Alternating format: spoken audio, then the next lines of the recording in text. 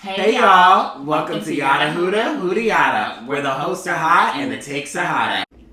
Good morning, pimps, hoes, tricks, nothing ass bitches, murderers, cowards, queens, groupies, haters, felons, abortion queens, the bastard bitches. Good morning. Have a great day today. Get in here, y'all. First of all, welcome back. It feels like it's been forever. It feels like it's been, I haven't seen you guys since last year. It's been a long periodically time. It's been a very, and now I know we dropped an episode on January 2nd, but we filmed that before the new year, so we're professionals. Yeah. So it's just getting here. We miss y'all. How y'all doing? How y'all doing? Hey y'all. How y'all doing? So new year, same shit. Right.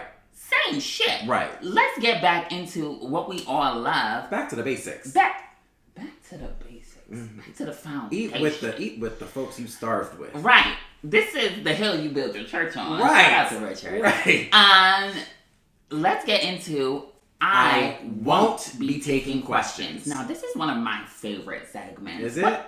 Is this one of y'all's favorite segments? What segments do y'all like? Yeah. Comment down below. We do so many different things and we try so many different things. I want to know what y'all like to hear. But I won't be taking questions. It's so fun for me because I'm like, I really want to know people's hot takes. Yeah. So also comment down what you won't be taking questions about. Yeah. You want to get us kicked off today, Morgan? Yeah, mine's a little controversial. I might get some flack for it. I won't be taking questions.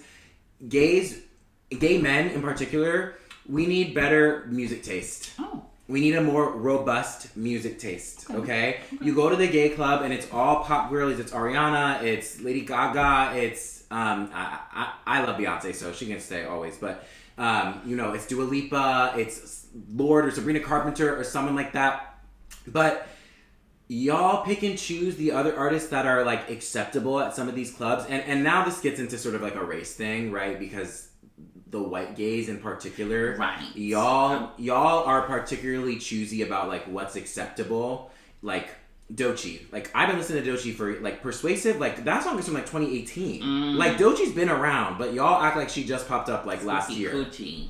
Yucky Blucky Fruitcake. Right, like y'all act like she just popped up last year, and now she's like acceptable. There's a certain level of like y'all don't really listen to Meg like that. She's throwing too much ass. She's a little too hood adjacent. I actually think white people really like Megan. Like she has a crossover appeal that I love. Yes. And I don't understand because I'm like, she's very raunchy. But the white gays? Oh, the gay. Oh, the sorry. White gays? Let me shut up. This is y'all love Meg as a person, but y'all won't play her music, right? And so there's just like that kind of thing. And y'all hate black men and black male rappers specifically. Like y'all paid that Kendrick Lamar Super Bowl performance, which was iconic dust, which is really sad to me. And then on the flip side of that, like I also think generally as a gay community, all races, we could be listening to more alternative music, indie music, rock, folk. Have y'all even ever heard of Sufjan Stevens? He's really good. He plays like 15 instruments. I'm just saying, like, there's so much beautiful music out there. I went to a Far Caspian concert. Oh, see, y'all don't even know who this is. Farquhar.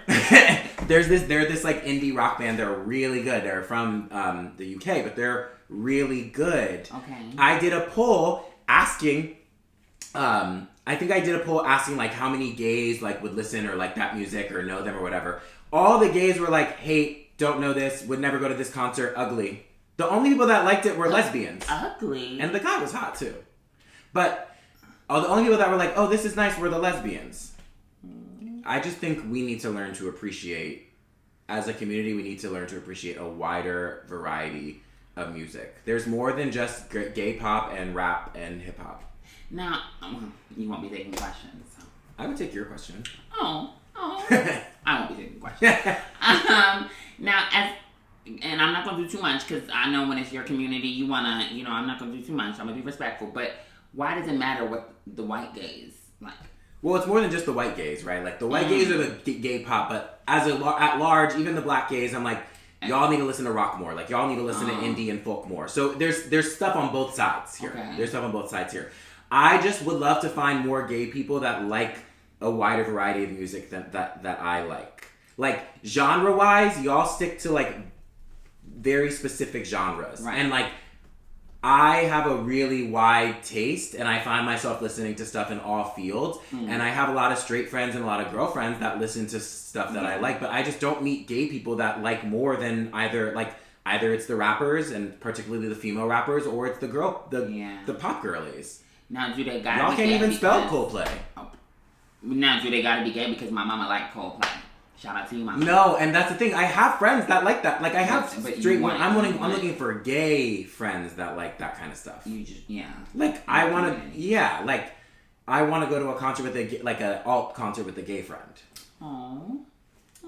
Now, don't quote me, but I think this is what Reddit is for. I'm not a Reddit girl, but I think it's about. It's so funny. I'm so fake because I actually went on a Sufjan Stevens Reddit thread because nobody, even the straights, don't know him. And I was like, does anybody in LA listen to Sufjan Stevens? I love him. His music's like changed my life, whatever.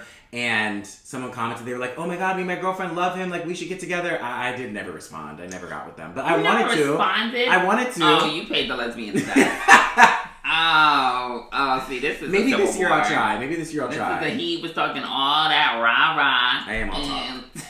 I'm saying that right now. I'm all talk.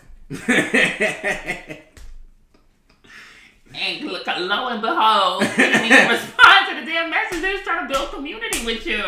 I know. I should.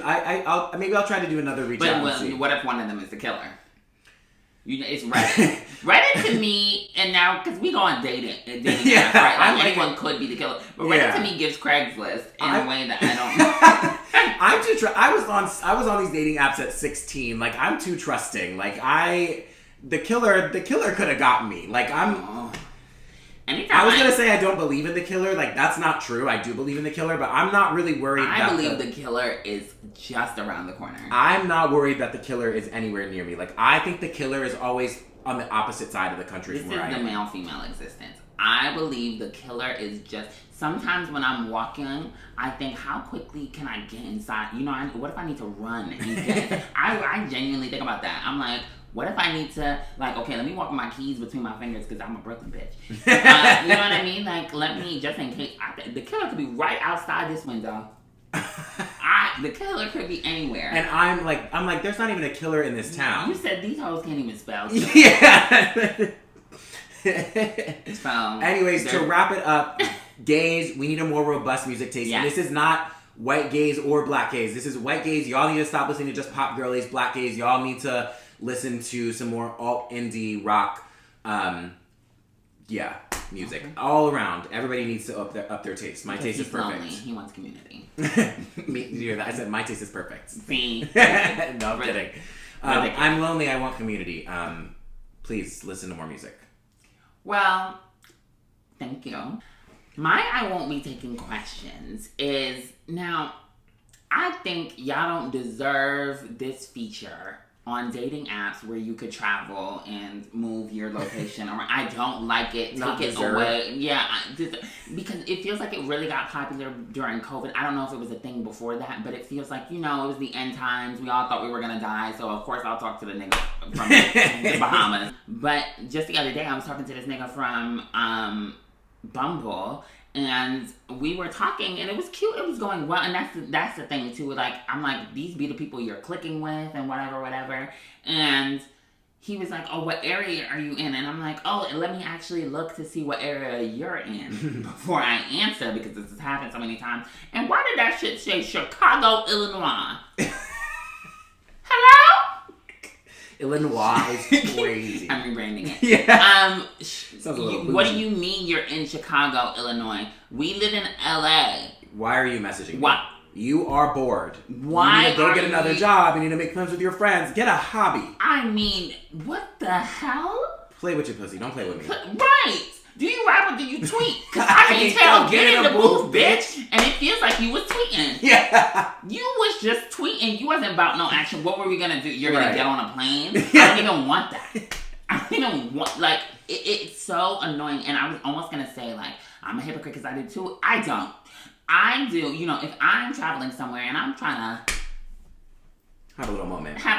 see a man about a horse, I wait until I'm there, and then I look. You know what I mean? Yeah. So it's like, if you in your bio, you're like, oh, I'm traveling to LA the 4th to the 14th, whatever, and you put that in your bio, I respect that. Yeah. I respect that. I will swipe left. I don't want to see that.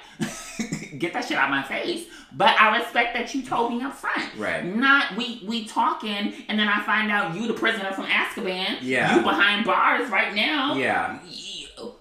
Is there still, I guess there's always a male lonely epidemic, or maybe there is a male lonely epidemic, but I'm like, I feel like as a country, COVID's over, we're not in a loneliness epidemic. You don't just need to talk to someone across the country because you're bored. Well, now we're merging topics. The men are lonely. I don't think they're lonely enough.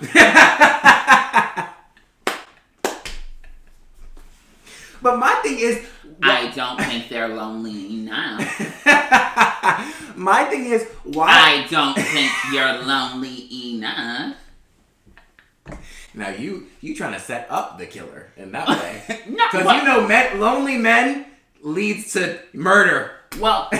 all these serial killers, they here's lonely. My thing. The thing that is gonna make you less lonely is being kind, is being compassionate, is not being an incel. You know what I mean? Like, loneliness doesn't, the reason I'm saying, and the reason people, I think, say, like, you're not lonely enough is because the loneliness isn't prompting the introspection. People are blaming their loneliness on other people. Right? And I'm not saying everything is your fault. Like, if you're genuinely in a community that doesn't serve you, cool. Like, you have to change your surroundings. I understand. Yeah. But the loneliness epidemic is different. And I actually think we're just such a lonely generation, but I think it was really exacerbated by COVID. But I think, like, we're always on our phones. We connect with people less. Like, I think there is a real loneliness that's happening to everyone. And so I get that. However, keep that shit away from me. If you are, like, I'm like, it's such a nice night we're having, and you're like, actually it's 10 degrees because I'm in Serbia. Like, I just don't want, for what end? Like, you're in Rikers Island. You're trying to set yourself up 10 years in advance, trying to put out feelers.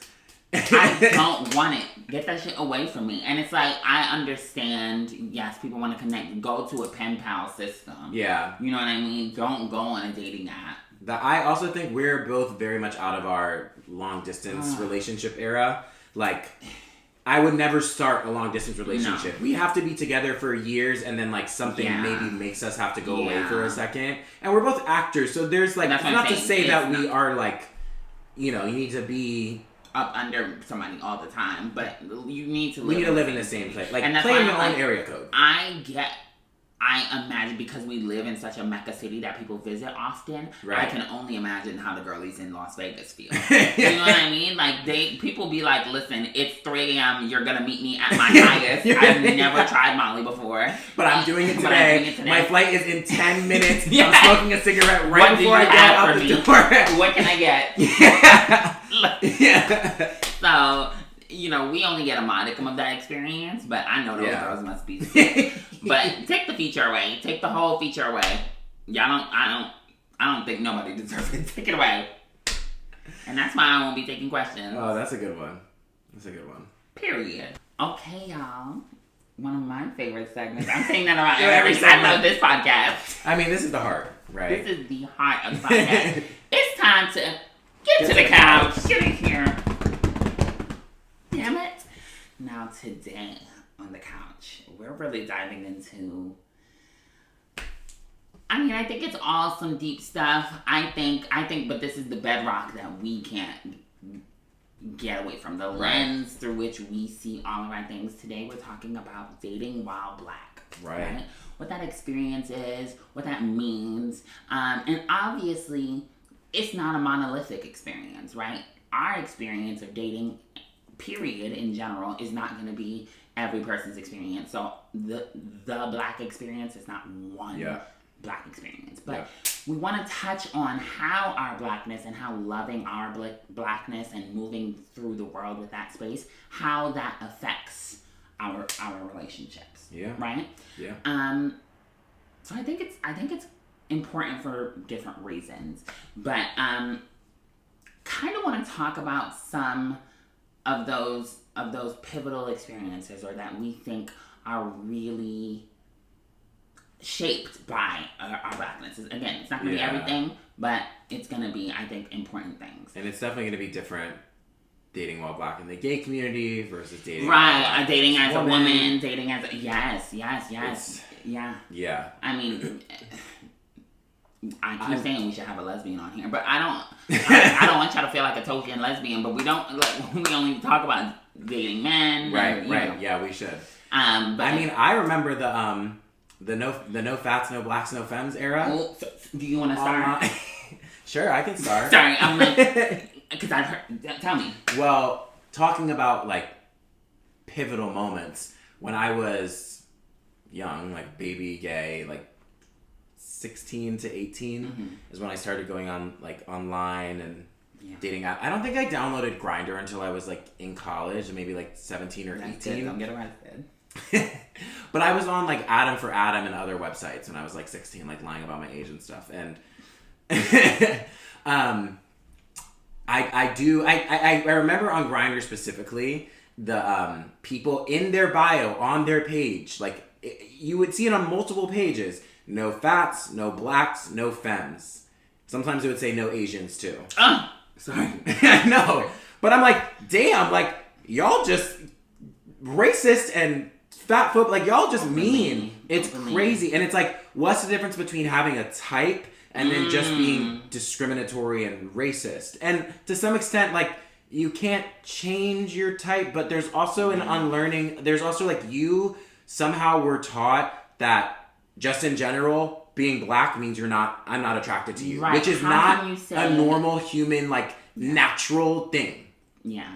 I don't know how you can say, like, everyone from a race is not attracted. I'm completely not attracted to you. Like, you're off limits to me. Right. Don't even come here. Don't even message me. I do think, like, on the flip side, like, I feel like when I imagine my husband, he could be he could be any race. What I won't do is ever tell, like, a black woman that she has to date someone. You know what I mean? Like, oh, yeah. There are people who are like, girl, like, they outside your race, do it. I can't No. I can't say... Date within your race or date with outside. Date anyone you want. And I think the black woman experience just needs to be so protected, and it's such a specific, you know, when Beyonce via Malcolm X said black women are the most disrespected, like, it really is, like, such a specific experience, so I can't send you over there to a white man, to a brown man. I can't send you to anybody. You know what I mean? Yeah. And so, but I do think that's very specific. So when I hear the ways in which, how do you think that affected your dating life? Well, that's what I was going to say. Yeah. There is something to that of, like, I was, like, 18, 17. I probably saw it on those other Adam for Adam and other websites, too. Like, I was a teenager. Yeah. Already dealing with, like, crushes in school and not feeling like first of all, trying to still come to terms with being gay in general in school. But second of all, like, not feeling super attracted by, like, in school, and, like, some of the people I liked not necessarily liking me as much, and, like, getting, you know, dealing with that and, like, your own just teenage angst. Yeah. And then online seeing all these people that are, like, no fats, no blacks, no femmes, no whatever. So I'm like, oh my God, there's something, I don't want to say wrong with me, but, like, there is something inherently, like, less attractive about me. Like, it did sort of start to make me devalue myself and to sort of force me to try to, like, force more value into myself because I felt like the world was, like, already not going to value it. Yeah. So then I was either beating myself up and feeling like, oh my God, no one's ever going to love me, or I'm, like, trying to, like, prove why I'm, like, worth something more. Yeah, you see it as a deficiency that you have to be loved in spite of. Yeah. Yeah. And I think it made it challenging to, one, like, fully love myself because I was, like, at a young age seeing all these external factors sort of, like, not telling me that I shouldn't verbatim, but kind of telling me that I shouldn't, telling me that something's wrong with me. And then it also made me feel like, okay, well, when I did find someone that I was, like, even slightly remotely interested in me, I had to, like, latch on to them. Yes. And it definitely made me accept, love, an attraction that like I wasn't necessarily like even excited about. I was just excited about anyone. I was excited that anybody wanted to touch me, that anybody wanted to kiss me, that anybody wanted to do anything. Even someone that like I wouldn't want to be necessarily like seen with. I don't know how to say that. I was about to say that in a mean way. Someone you weren't attracted to. Someone I wasn't attracted to. That. Why was I about to say someone I would have wanted a paper bag on their head? A red ass bitch. Don't know. Why would you say that? Like it made me, someone that I wasn't attracted to, that I would like never want to date. Yeah. It made me be like, okay, well they want to hook up with me, so fine, I'll just do it. And like, if anybody asks, I'll sneak them through the back, or like, I don't want to be seen with them. I'll, hide their name in my phone or do it. Like, it was just, but I was like, oh my God, like anybody that wants me, I'll take it. Like, and so, yeah, it definitely, it's taken years, and probably still am working to sort of like unlearn that thing of like, just because I'm a black man, doesn't mean I'm any less attractive. And then there's levels to it, right? Because,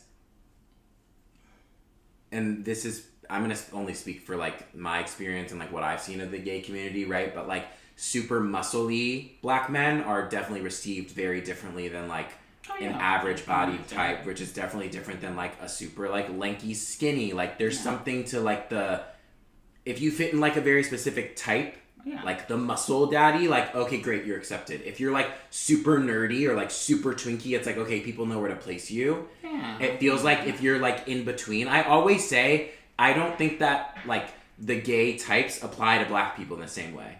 I can imagine that. Like, unless you're like a bear or like super like twinky, like it feels like all these terms, otters, like, and all these terms feel very white.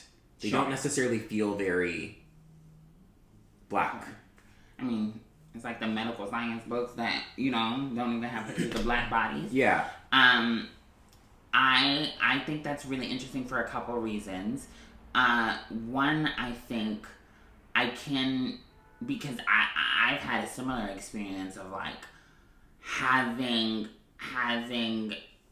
your blackness be something that like feels like you have to negotiate for. Right. And having that change the standards that you feel like you can have for relationships, because you're like, well, if I want to be with somebody, I gotta, you know what I mean? Yeah. I got an X, I got a Y, I got a Z. Did you grow up primarily around, like schooling wise, white people? Yeah, definitely. Mm-hmm. I grew up, it was predominantly white people. And like my parents used to always be like, you don't have any black friends. That wasn't true. Like I actually did have black friends. Let me set the record straight. A lot of the kids in my neighborhood were white, and so the kids that they saw come around, a lot of them were white. But I think that also definitely had an effect, right? I grew up in a diverse area, but it was like diverse in the sense that like it could be 50% white, but 12% black, 8% Asian, 9% something, right? So it's like 50% of us are minorities or mixed, whatever, different races, but like we're all different races. So none of us are specific, like y'all, the white people are still the majority in a sense. And I think that lens of attractiveness definitely, people in school used to be like, oh, your hair looks like a carpet. It feels like a carpet. I'm like an inanimate object. I'm like, okay, your hair feels like a dog. Like, fuck you. You know what I mean? Like, and it smells like wet dog. Like, that kind of thing. Yeah. And how can that not affect, right, your self-worth? Especially when you're saying you're going on apps that are... And I grew up in like the area, the county I lived in was very white too. So not only like that, I'm online on these apps, and a lot of the people are white. So they're looking for other white people. And so they're just telling you, oh, I don't like black guys. Oh, your hair's too this. Oh, kids in school are calling me an Oreo, right? Like telling me like I'm not black enough, but then it's like that's also, it was like a weird thing of like they don't want to hang out with the kids in the cafeteria that are sagging their pants, but they're also making fun of me for not being like that and saying that I'm white for not like too white for not being like that. So it's like a weird thing of like, so which one is acceptable? Do you rap or do you tweet? I can't tell. Get in the booth, bitch. Like, which one is acceptable? Oh wait, both of them aren't really? Like that's kind of what it was giving. And then like this standard of beauty of like the super hot guys are the hot white blonde dudes, at best it's like the super light skin mixed race dude. Like, so you're all these pinnacles of attractiveness are not reflective on you, and then you're on these dating apps, you're seeing guys of all kinds of ages. Now you're seeing older white dudes who definitely have their isms, right? And they're just saying fucked up racist shit, right? So it just all definitely led to a lens of not helping me and loving myself out loud in that kind of way, and accepting a kind of love and attraction. I mean, the amount of guys I hooked up with that I wasn't actually attracted to, that I would have been like embarrassed to show a picture of somebody to, is like crazy. Yeah, I can't imagine that it wouldn't affect your sense of self-worth, which is then only gonna affect like how you navigate being, I don't know, in conversation in the nicest way possible, fucking people who, anyone who feels like they can give you, I don't want to make it seem like you were for sale, but you know what I mean? I think there was a time too, I think it also led to like me like really wanting to like be accepted by like white gays and like white guys that I was attracted to, because it was like, I didn't feel it, so I really wanted that, which isn't the same anymore, but like there was definitely a time where I felt like I was like always looking for like, I had a type of guy that I wanted, and I was just like desperate for someday some guy, that type of guy to like want me back. Right. And I don't do that anymore. Like now first of all, I date all kinds of people, but I'm also not like looking for acceptance from one certain kind of person or anyone. I think I have different qualities of like what I would accept and love and all that kind of stuff, but it definitely took years of sort of like unlearning. Yeah, and I think like I had my like school experience, I started in public school until like 7th grade, and then I got a scholarship to go to a private school, and so my school was always very black until 7th grade, and then my school was like not reflective of like the people I grew up around, the people I was going home to, or my circle. Like even in predominantly white institutions that I went to, my circle of friends was still pretty black. Like I would definitely say like my closest friends were all still black people, and overwhelmingly other black women. And so those are the people I like modeled myself around, thank God. Because I feel like if I had a lot of like white friends, I have a lot of white friends, but like if I had a lot of like, if my core circle, especially like 7th to 12th grade is such a formative years, I feel like if those were all like white girls, that would have been terrible.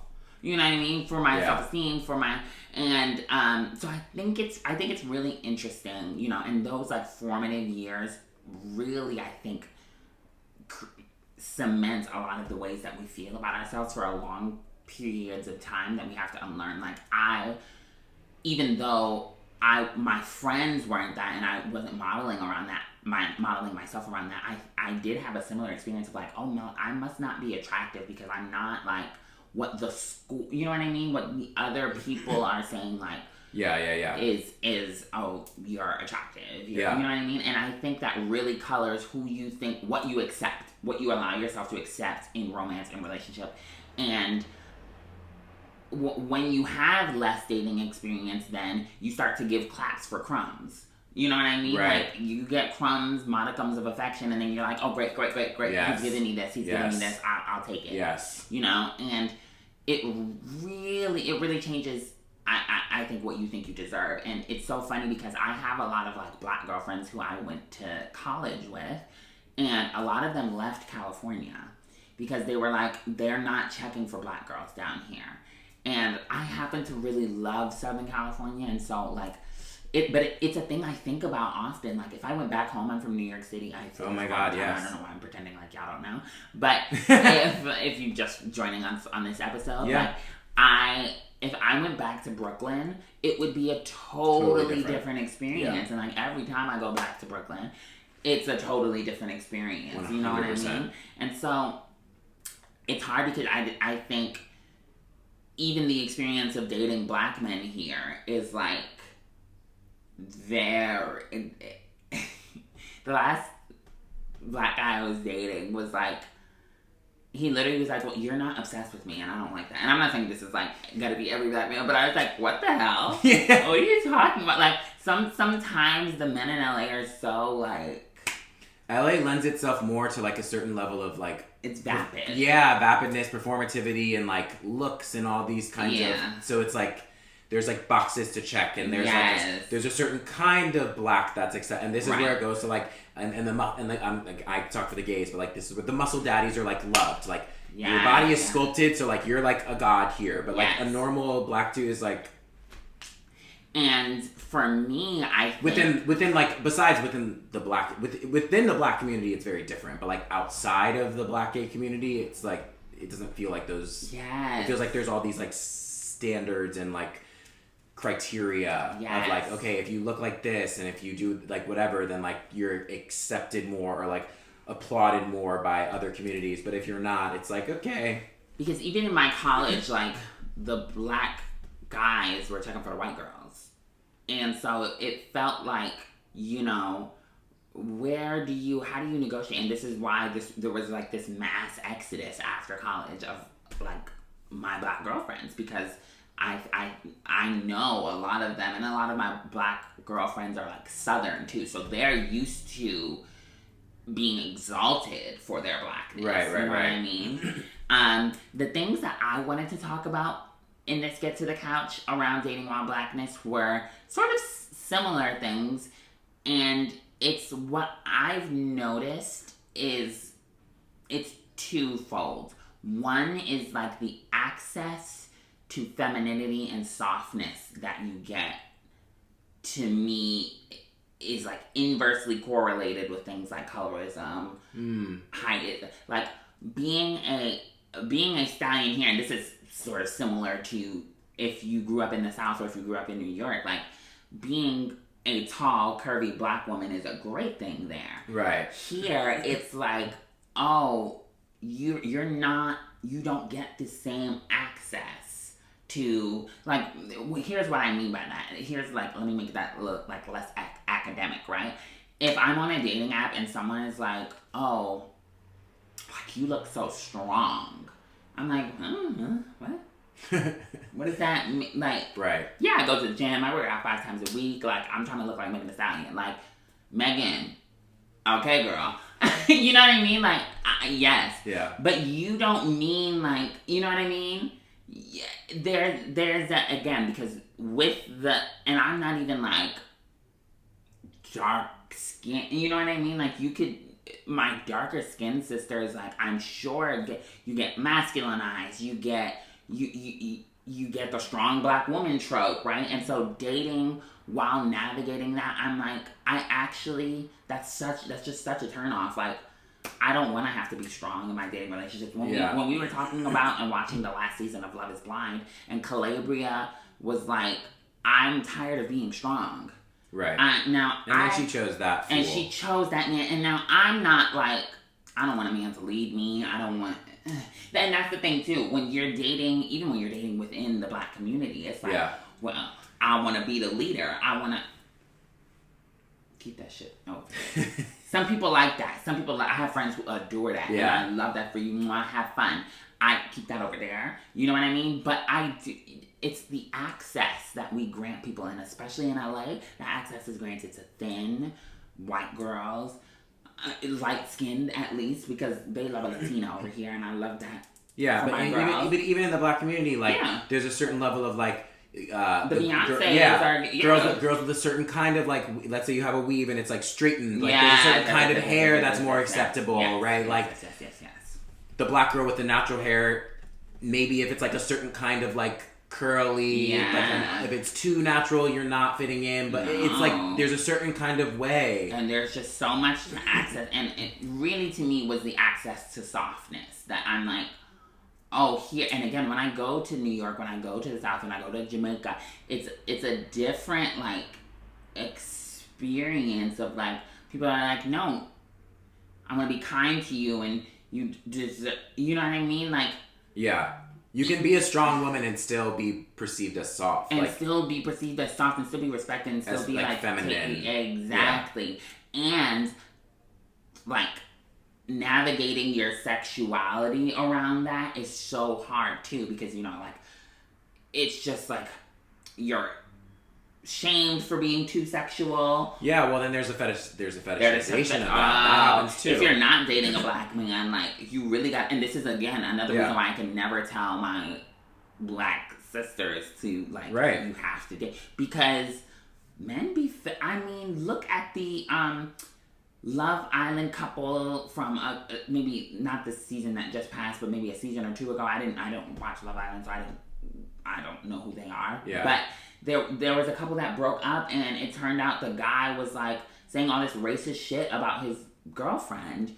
And it's I'm like, I forget which couple. I forget which ones they are. Comment down below if you know who they are. Oh, was it Miguel and Janae? Janae sounds like Janae, the right name. Yes. You know what I mean? Kenny and Janae. I was like, Miguel don't sound right. Kenny. And I'm like, you could to be with someone who doesn't, you know what I mean? Yeah. And then it's like, okay, you can be with someone who gets your blackness, but like doesn't check other boxes. And so I think it's hard to know where to go in that sense. And so, and again, I concede that like I'm not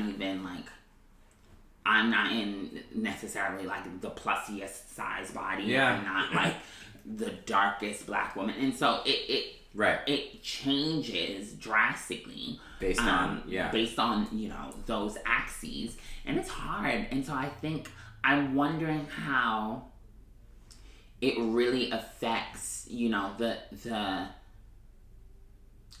possibilities that we see for ourselves in love and in romance. And the reason I'm thinking about this, I was talking to my therapist, and she was like, I want a love for you where you don't have to be loved in spite of anything. And I was like, yeah. Like, I don't want someone for whom my blackness is something they love me in spite of. I don't want someone for whom my curviness is something, anything, my banginess. Like, I'm able to be really sure. I'm able to exist in different conversations and have really academic conversations. Yeah. But, bitch, I want my weave down to my ass. Because there's a difference between accepting someone's flaws and, like, loving someone in spite of their flaws, right? Like, I love you, and, like, you can be defensive. Yeah. Okay, that's a flaw. Do I love it? No, but like I'm not loving you in spite of the fact that you're defensive. I just love you so much that like I can accept the fact that you're defensive and we can get over that. Or like I see it. Yeah, I see it. I see it, and I take that as part of the fact that you're a person, and I allow you to be a full person. But in spite of has something to do with like in spite of feels like, oh, you should apologize for it. Right. And I just, unless you're like hurting people, I don't know that there are parts of ourselves that we have to apologize for. And I think that is a hard part about like dating in LA as a black person or Southern California as a black person San Diego, I think they actually do check for black women in a different way. But I don't know. Well, not black. I can't say black women. Yeah. I can say black men, but I think in a different way. I still don't think it feels as good. But I think it's a different way. Yeah. I think it's a different way. But I think there's something to be said for like, not being loved in spite of something, you know? Yeah. Because you know me, I'm a Brooklyn bitch, but I'm still like, you know what I mean? Like, I still want to be able to exist in all these different spaces, and I just feel like you're not always, as a black woman dating, allowed to be all these different things. There was this Instagram video I saw, and it was like this woman, and she was like, ladies, especially my black girls, like if you want to find a man, like you don't be wearing mini dresses, don't have your nails long, they gotta match your toes. And I'm just like, first of all, I'm a very like don't tell me what to do kind of person, but I'm also like what's the gaze with which you're centering that viewpoint from? Right. I mean, it's misogynoir. It's the male gaze. The male gaze. Yeah. I just I just want for all of us and for myself, quite frankly, like love where you're able to be as black as you are, whatever that means to you. Because black don't mean banshee to everybody. Right. Like, I'm a Brooklyn bitch. Like, I want to be able to go and shake my ass to Megan Thee Stallion, and also... And you love me for that, not in spite of that. Yeah. And, you know, go to the fucking opera if I want to. You know what I mean? Right. And I think that's really just emblematic of, like, people feeling like they have to shrink themselves whether they're dating. And I also, quite frankly, I envy the, like, non-politicization of who you decide to date. Yeah. Like, that feels like a particularly black experience. Like, as a black woman, it feels like if you only date black men, people have something to say. That's a side. If you decide you don't want... If you only want to date outside the race, there's something to say. Yeah, like... What if I just want to date who I want to date? Exactly. What if I'm here for who's treating me the best? Right. Who I also love. And who I feel wanted, loved, and cared for by. Understood and seen. Come on, Pastor. Come on, Pastor. Say what you gotta say. You're right. Speak on it. No, honestly, the shaking ass thing got me too because I'm not from the hood. I don't think I need to say that. And that's your truth, but you might have. But I do love gangster rap. Like Schoolboy Q, he makes me feel Whenever so I hear powerful. Morgan rapping along to Schoolboy Q, I'm like, what you know about that? He talking about slitting the wig or something. Right. I'm like, when I first heard, I think it was, I know Jay-Z has a lyric about that, but I feel like I heard it from Schoolboy. Either way, I first heard that lyric and I said, split a wig? I know they're not gay. What does that mean? I looked it up and went, yeah. After watching the Diddy documentary too, the violence is like actually, it's not. Oh my god, we were trying to watch Diddy the Reckoning. Emphasis on trying because Morgan kept pausing and being like, "Hi, I just can't." There's so much in that document. Wait, maybe we talk about this. Yeah, I was like, this isn't this. But Morgan was shocked, and I was like, no, that's the point, Morgan. This is all shocking. All shocking, but yeah. Anyways, back to the gangster rap. I love gangster rap, and I feel like I've only dated one person, and we only dated for like 3 months years ago, who like would understand that. And like it's such a small little thing, but like I've always like wanted somebody who would not like judge me or like tell me to turn that off in the car, but would like either enjoy it or like let me enjoy it and like that I'm enjoying it, and not like sit there and be like, oh my god, they're talking about like guns and drugs, like how is this good, like how is this acceptable, what's the purpose of this, like, oh girl, please don't get in, please. Oh, that gets black on black crime. I don't want to hear that. Yeah, I need a man who's gonna help me take my braids out. He's gonna be like, yeah, baby, go switch your hair up, make it feel like you're cheating, like, yeah, give every, yeah, no, I don't have time. I just don't have time for it. And the world, Beyonce said,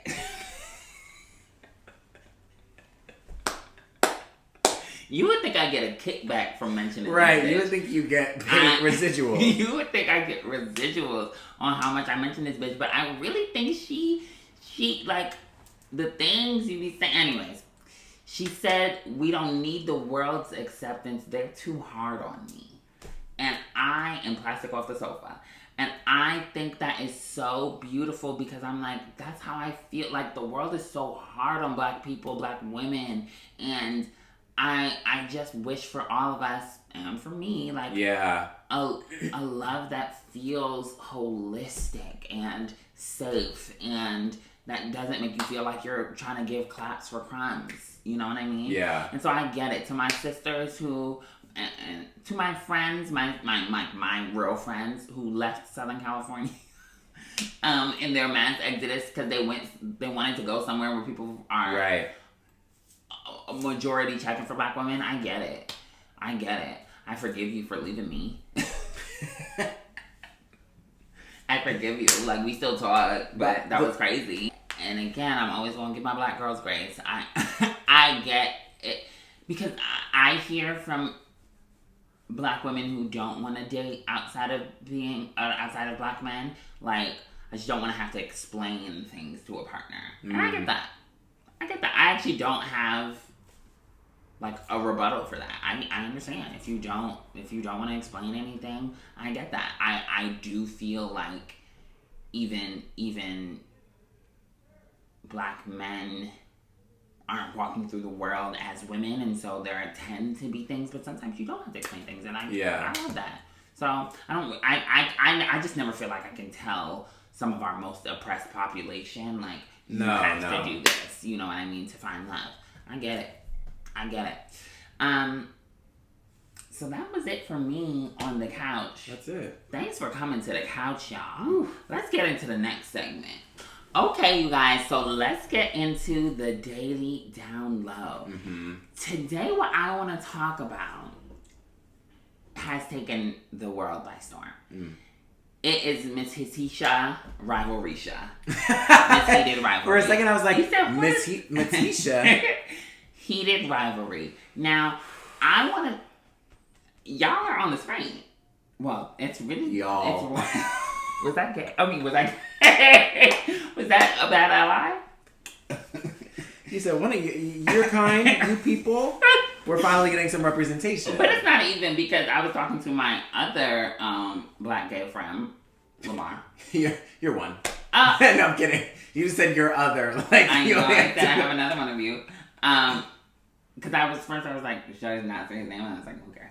I was talking to Lamar, and he was like, I want this, but in black. And I said, no, period. I get that. Because they had one black person on that show. Yeah. It is Canadian, but still. I think we are in Canada, too. True, and that's the thing. They got me thinking we ain't. Right.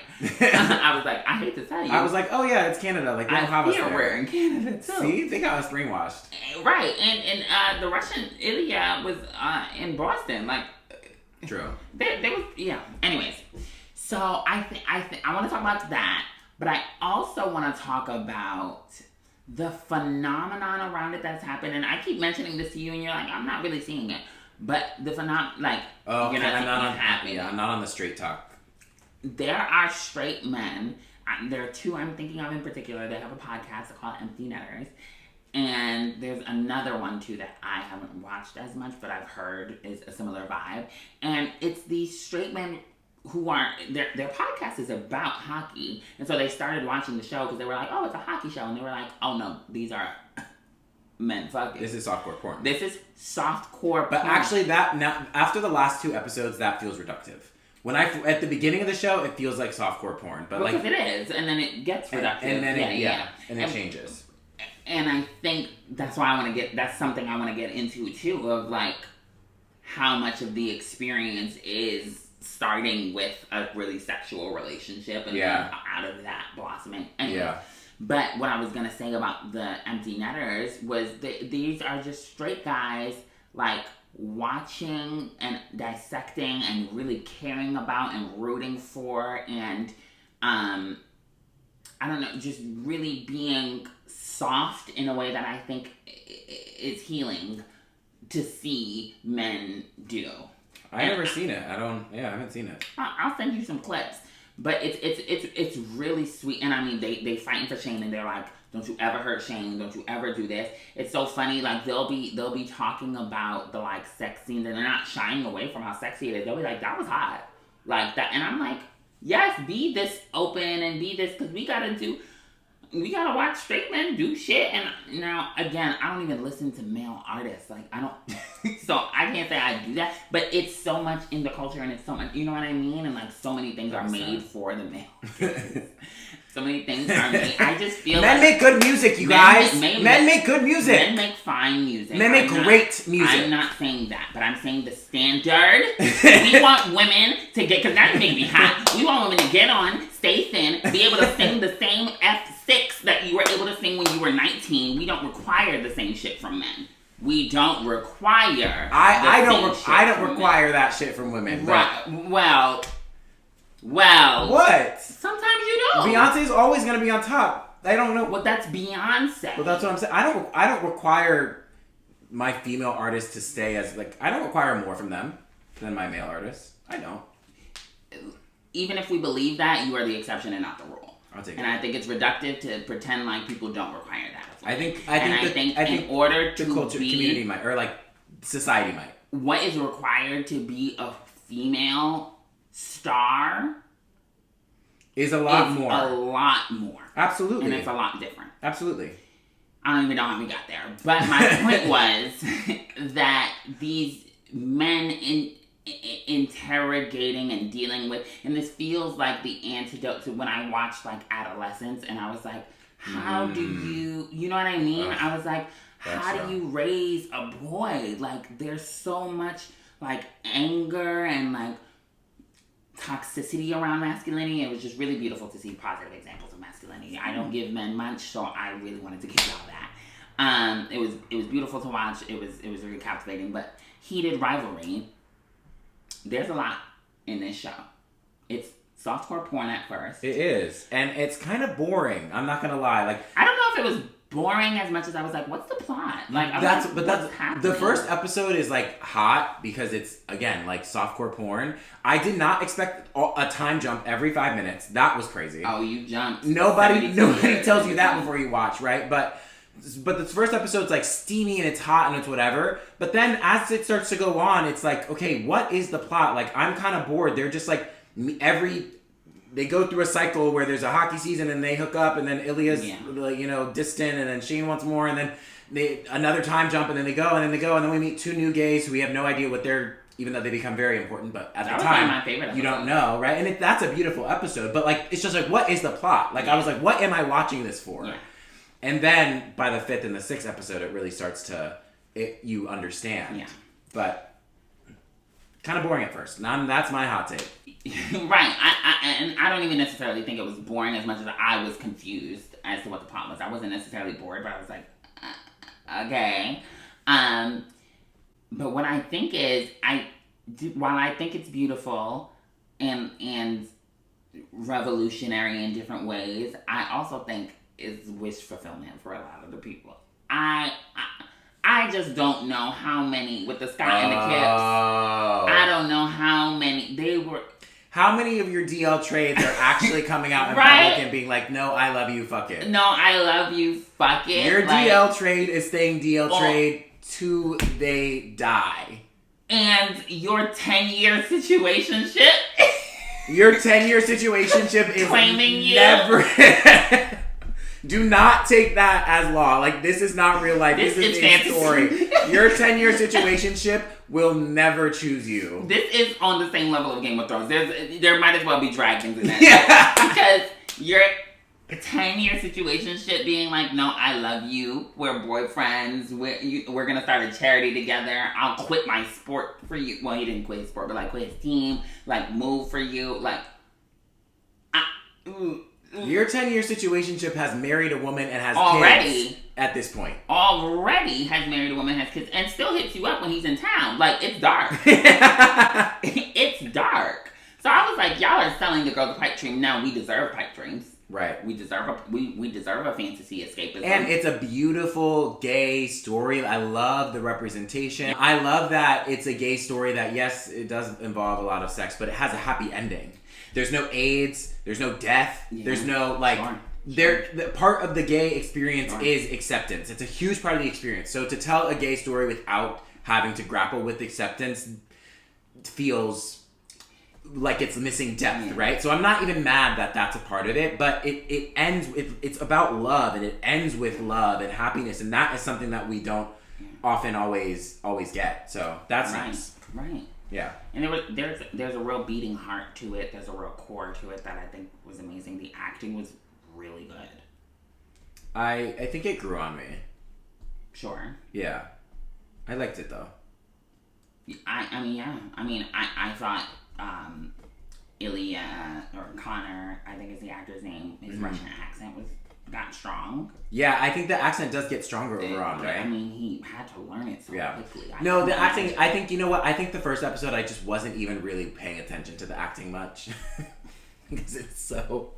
And also, like, there's some scenes, like that scene on the rooftop at the end was a little like we like. There's some moments, yeah, but like sure. I think by the end of it, I was like, I liked the acting in it. Some things every now and again. I loved it again. Heavy-handed. The Scott and Kip episode is very well done. I thought that was beautiful. I thought the way they communicated was beautiful. Now I got pissed off in a way that I didn't see my gay friends get pissed off. At like, I don't know. I felt like Kip was too understanding sometimes of Scott's situation. Yeah, am I mean? Kip is the one at the that work. Yeah. Like I can't even go into a damn gallery. Oh yeah. That was a little giving. It was a little pathetic. It was a little sad. It gave pick me. It gave pick me. Pick me, choose me, love and me. And people were upset at the friend, his friend, at the end when she gave that beautiful monologue that was like, he deserves sunshine and so do you. Yes.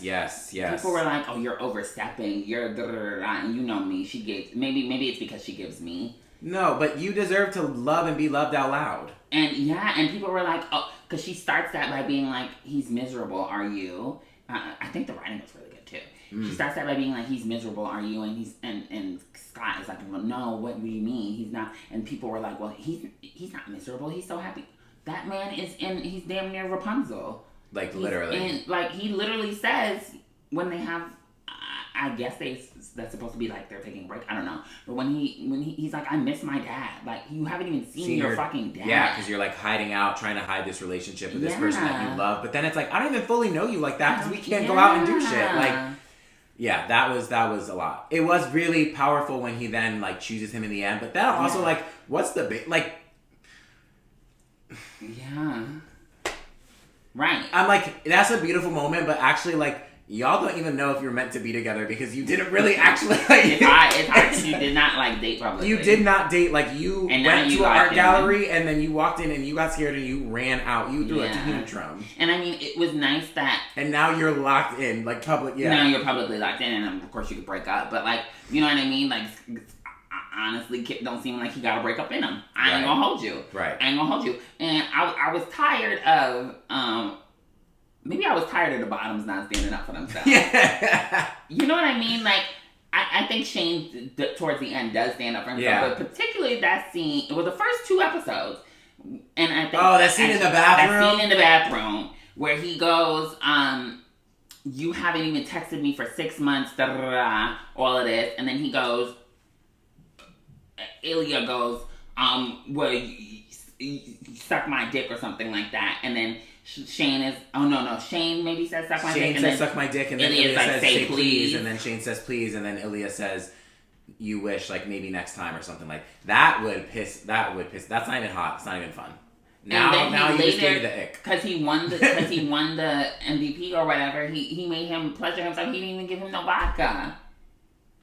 He said as your reward. Now, some people into that. Some people into being real submissive. It was, like, there is a hotness to that, but yeah. But I was like, stand up, baby. Yeah, because it's also, like, it feels like there's a lack of love. Like, there's a lack of care. Like, this is about, like, yourself, your ego, protecting your, like, all these things. Like, what and about... I think that's what is, what about? What me. That's it. What about me? and I think that is one of the things that the show does interrogate, right? So I'm not going to take that away from the show.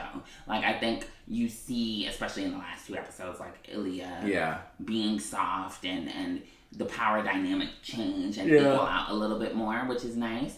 But, I was like, I just need y'all to stand. The whole time I was like, Shane, stand up. Like, I get it's your first relationship with a man, at least, that you care about, but golly. Yeah, it's crazy that 5th episode is the highest rated show on IMDb. It's got a 10 out of 10. Wow. Which it was a really good episode, but it's rated higher than like a Breaking Bad episode, any Breaking Bad episode. Like, I thought it was great. It's just crazy that this is the thing. Yeah, like, you know, Breaking Bad is one of the best shows in history. Game of Thrones has like really good episodes, and this show has this one random episode that's like knocked them both out of the. I mean, ratings are also whatever, but still, like, I don't know if I loved Breaking Bad like that. Don't come for me. I mean, come for me if you want, but I've seen the big moments. I have not seen all of it all the way through. Right. So I just it did a lot for me. I don't think it did as much as it did for the culture, but Yeah, and now which one is? I know 5 is when he says. That's the one at the end where to the cottage. Yeah, and that's the one where Scott like pulls Kip down and kisses him on the ice. Like, right. And that's when they they made that episode was really beautiful. That episode made the whole thing worth it because once we got to episode 4, I was like, I don't know why I'm watching this. And episode 4 started to give a little bit of plot though, right? Because that's the one where they're at the hotel and you seeing Ilya play with them kids. Right. That was beautiful. Right. That was beautiful. Right. And it was where Shane first started to, I can't even say he was standing up for himself because he wasn't necessarily vocalizing it, but that's when, right, like he like pulls away from him a little and he's like, I can't do this. I'm going to be honest. I binge watched it and I did fall asleep during that episode. During episode 4. So I missed that. I came to during at the top of episode 5. After episode 3, I said, we're spending this whole episode on these 2 people I've never met. This is beautiful. Episode 4 started, I said, I don't know why I'm watching this, but I keep watching, but I was on the couch and I drifted. I came to episode 5 and I said, oh wow, this was worth it. I'm glad I did. You took an hour-long sleep. No, probably like 30 minutes, 40 minutes. This is dark. I hope the fans don't come for you. They're like, you can't have an opinion, bitch. Right. And I still have one. And what? Shit. But yeah, well, you should watch episode 4. It was good. Episode 3 I really liked. I needed a palate cleanser from the... I think it is good. The way the show be time jumping and skipping and it takes them 10 years to do it. You put your thing down, flip it, and reverse it. You had to go back. Yeah. But I needed a palate cleanser from the like emotional distance of... I didn't mind the sex. I thought the sex was hot. Yeah. It was just the emotional distance. And it's like you're doing that for so long. At what point do you just like, girl, we obviously have feelings for you. Like, what are we? Yeah. But I know his family and he's Russian. And I like Kip's girlfriend. I loved her for that. Yeah.